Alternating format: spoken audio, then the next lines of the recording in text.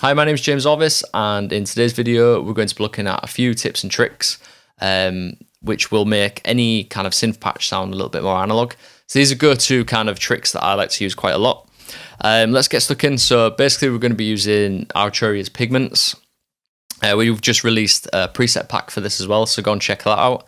And what we're going to do is we're just going to start with a basic patch, so it just sounds like this. So we're using the analog engine instead of the wavetable on the first one, and we're just going to use solely this one as well.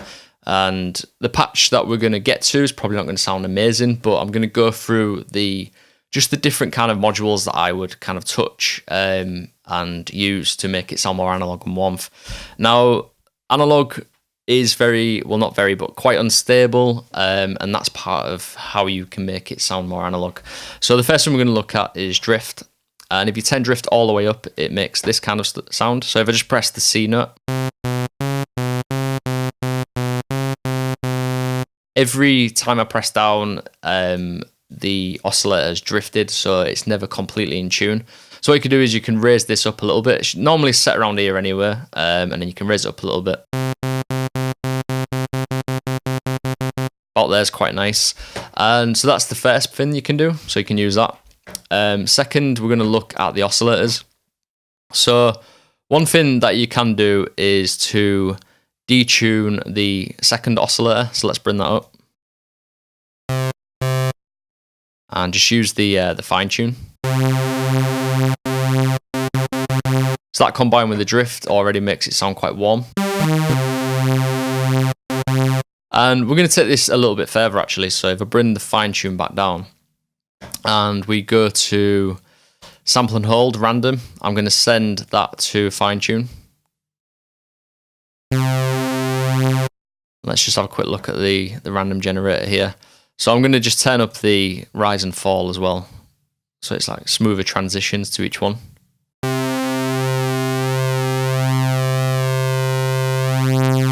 So not only now do we have the key presses changing the drift of the oscillators are also drifting while you've got the note pressed as well. So it's really unstable now. And you can increase that if you want.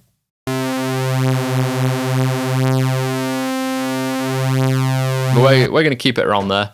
And let's go a step further with this kind of technique and move over to oscillator 3. And we'll set this to a 7th.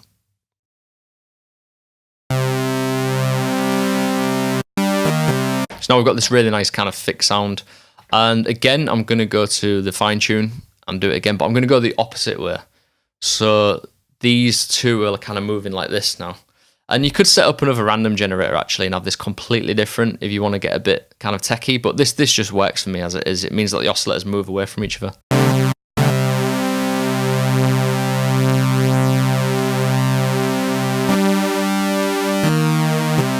So that sounded very, very unstable and warm now. And then we can also look at the noise oscillator as well. So just bringing in a bit of noise makes it sound more analog.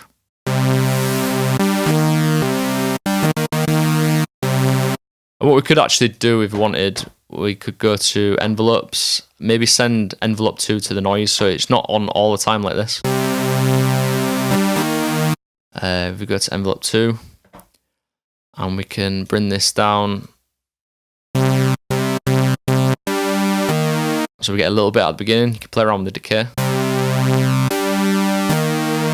And we'll bring the sustain up a little bit so it kind of sits around there.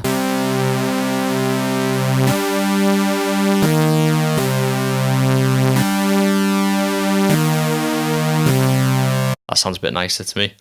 So yeah, we've got the noise. That works really well. And the next thing we're going to look at is the filter, and we're going to try and make that sound a little bit more analog as well and unstable. So the first thing I'm going to do is switch it from multi-mode to mini, so we get this Moog filter, and straight from the off what we could do is just push up the drive a little bit. That's already making it sound more analog. And then the filter itself, first thing I want to do actually is to just add some movement at the beginning. So if we go to LFO envelope 3, send that to the cutoff.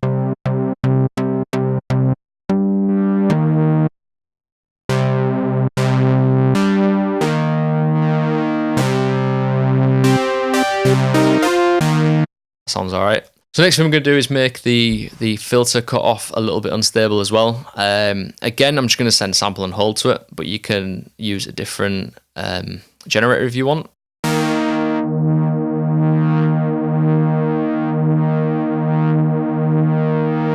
So yeah, that's making it very unstable. And what I'm going to do actually is just bring this cutoff down a little bit, the envelope.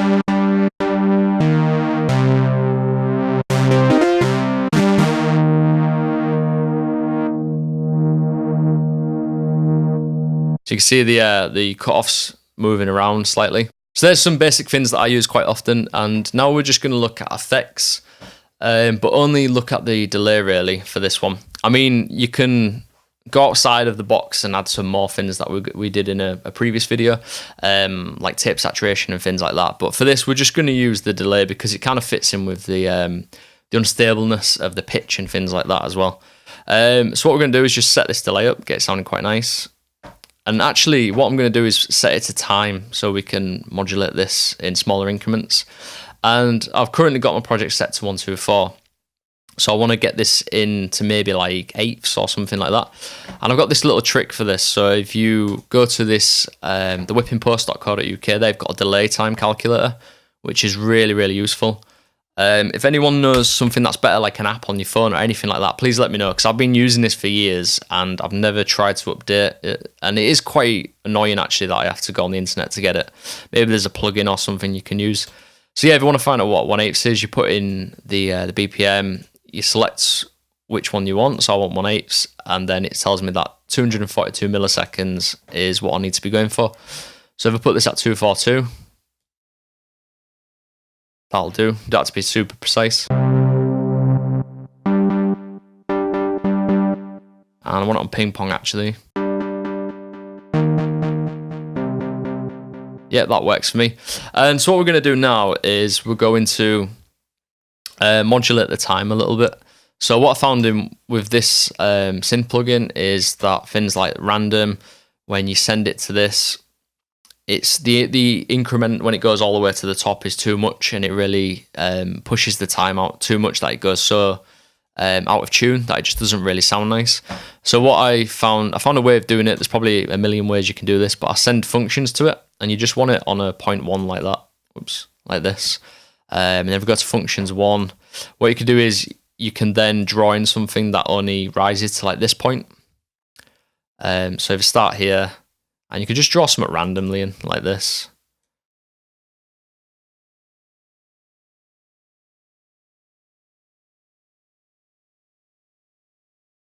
I think that'll do. And set it to free mode. Run, that's the one we want.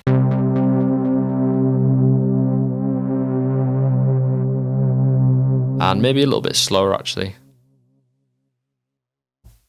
You put this in hertz mode as well, so it's never the same. It's always running at a different rate.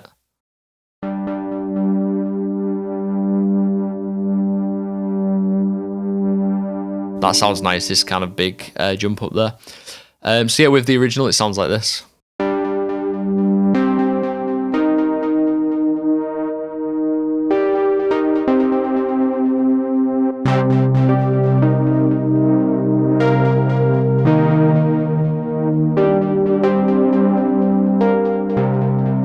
So we've taken this kind of very digital sounding kind of preset from the start and just warmed it up a little bit. We've just used a preset that's very, very basic, but obviously you can go to a patch that you've saved that you're using on a track and just maybe apply a couple of these settings if you just want to warm up that sound a little bit more. If you want to warm it up even further, please check out the other tutorial where we covered subtle processing techniques that you can use on loops. They can be obviously applied to this as well. And yeah, just using this in the combination with some other plugins, you can get this really, really nice warm sound where people won't even be able to tell that you wrote it in the box. They're going to think you've been using a load of analog gear.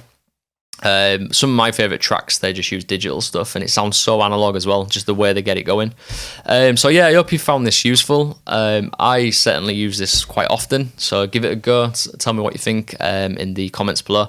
If there's something I've missed, if you've got other ways of doing this as well, or there's just a couple of extra little things that'll make it sound even more warm and unstable, please let us know them in the comments below. I look forward to checking those out. My name's James Orvis, and I will catch you next time.